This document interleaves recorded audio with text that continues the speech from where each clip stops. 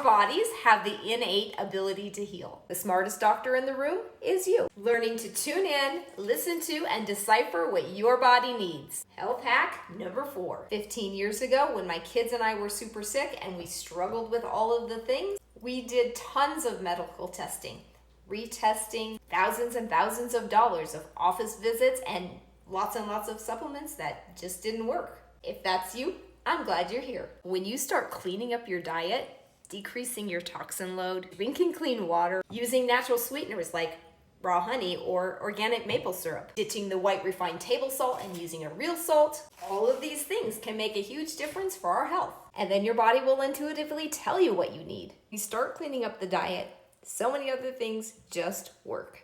Check out that resource page on my website. Tons of free information to help you on your journey. And this virtual grocery store tour, I wish I had this when I was starting out my health journey. And if you'd like some one-on-one direction for your health, go onto the contact page, fill out that health history evaluation form. That intake form is super detailed and I review it before we talk, and people always get some great insight because everyone is bio-individual. Being healthy isn't that hard.